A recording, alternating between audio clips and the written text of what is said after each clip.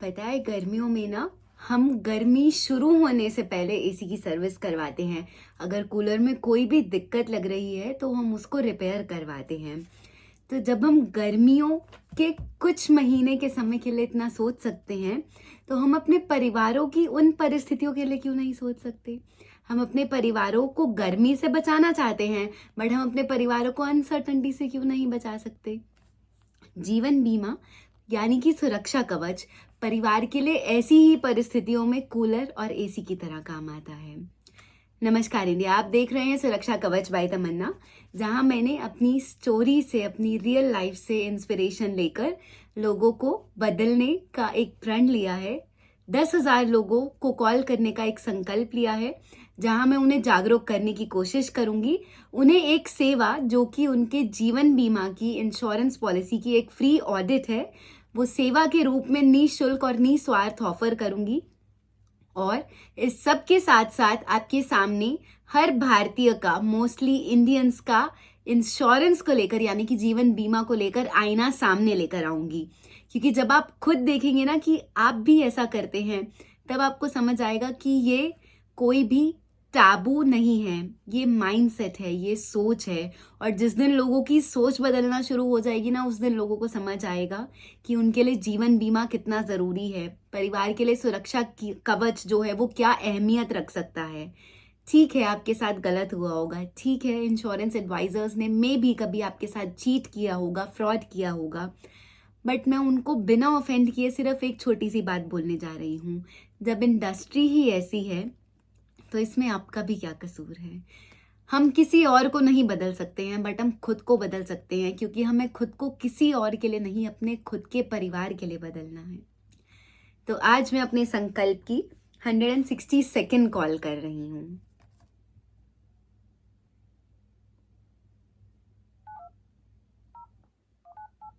ये वीडियोस मैं for educational purpose record करती हूँ। इसमें किसी की प्राइवेसी का, किसी चीज़ का कोई भी हार्म नहीं है, कुछ भी चीज़ें डिस्क्लोज नहीं होती। और अगर मुझे 1% लग रहा होता है कि कोई अपनी पर्सनल इन्फॉर्मेशन शेयर कर रहा है, मैं कोशिश करती हूँ उन्हें वहीं रोक लूँ।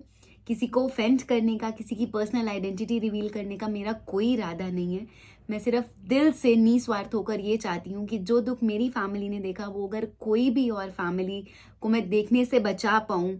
हर वो वुमेन, हर वो औरत जो विधवा होकर सोसाइटी में रिस्पेक्ट खोती है, उसे चेंज कर पाऊँ। हर वो बच्चा जिसे मजबूरी में आकर काम करना पड़ता है, घर से बाहर निकलना पड़ता है, पढ़ाई छोड़नी पड़ती है, अपने सपनों का बलिदान देना पड़ता है, अगर उन्हें बचा पाऊँ तो मैं समझ लूंगी कि मैंने अपनी लाइफ को वेस्ट नहीं जाने दिया।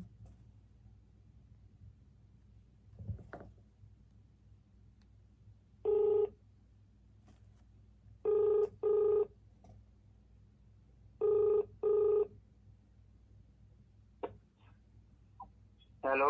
हेलो। हेलो। नमस्कार सर, मैं तमन्ना बात कर रही हूँ। हाँ बोलो जी। सर, मैं एक राष्ट्रीय जागरूकता मिशन चला रही हूँ सुरक्षा कवच के नाम से, हाँ जी। जिसमें मैं परिवारों की मदद करती हूँ उनके जीवन बीमा की जांच कर कर, उनकी इंश्योरेंस पॉलिसी का एक फ्री ऑडिट करके। अच्छा जी। क्योंकि बहुत सारे परिवार ऐसे होते हैं जो बोल देते हैं कि पॉलिसी है, पर उनका परिवार सुरक्षित नहीं होता है, या फिर वो बिना समझे धक्के से किसी के कहने पर इंश्योरेंस पॉलिसी लेकर रखते हैं। अच्छा जी।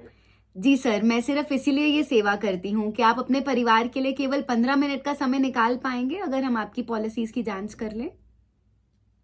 हाँ जी, जी मैं दुकान पे हूँ, मेरा कस्टमर आए ना, सूजी की दुकान है ना हमारी। सर मैं बिल्कुल आप किसी भी टाइम सर मैं आपको कब फोन कर लूं, आप बताइए, आपके काम का हर्जा नहीं कल होना कर चाहिए। लिए आप यही 1 बजे के करीब मैम। ठीक है सर, मैं आपको कल 1 बजे के करीब फोन कर लूंगी, आप प्लीज फोन उठा लीजिएगा। नमस्कार सर।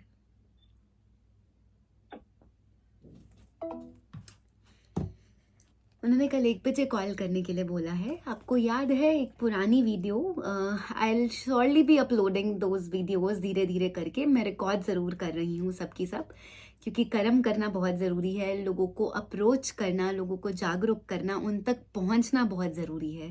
क्योंकि गलती किसी और की नहीं है, गलती सोच में फंसी हुई है। तो मैंने एक पर्सन को ऐसे ही कॉल किया था लगभग 3-4 दिन पहले, 5 दिन पहले। उन्होंने बोला था कि मैम आप ये काम करने का क्या चार्जेस लेती हैं। तो मैंने कहा था सर मैं कोई चार्ज नहीं लेती हूँ, ये मैं बिल्कुल फ्री ऑफ कॉस्ट कर रही हूँ, क्योंकि मैंने अपने फादर को खोया था ना, मैंने देखा है कि लाइफ कितनी मुश्किल निकलती है। तो अगले दिन उनको फ़ोन किया, उन्होंने नहीं उठाया। फिर उसके बाद जब उनको दोबारा कॉल किया तो उन्होंने बोला माफ़ी चाहता हूँ, फ़ोन नहीं उठा पाया। मिलने के लिए मना करा, पर उन्होंने बोला कि ठीक है मैं ऑनलाइन शेयर करता हूँ।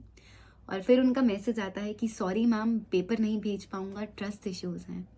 मैंने उनको बहुत ही प्यार से बोला सर देखिए, अगर आपकी जगह मैं होती मुझे भी लगता कि पता नहीं ये कौन है। तो जब आप मिल लेंगे शायद आपको थोड़ी सी तसल्ली हो जाएगी, थोड़ा और सेफ लगेगा, थोड़ा सिक्योर लगेगा। ये कल की बातें हैं और देखिए कोई रिप्लाई नहीं है, कुछ नहीं है। मैंने सिर्फ उन्हें इतना बोला कि सर ये आपके परिवार की सुरक्षा का सवाल है, मैं अपने लिए नहीं आ रही हूँ, मेरी ये सिर्फ सेवा है, बाकी फैसला बिल्कुल आपका है। आप सिर्फ सुरक्षित रहिए, अपने परिवार के लिए इंश्योरेंस पॉलिसी की जांच उनको सौंप कर वो पॉलिसी ज़रूर रखिए। Take care.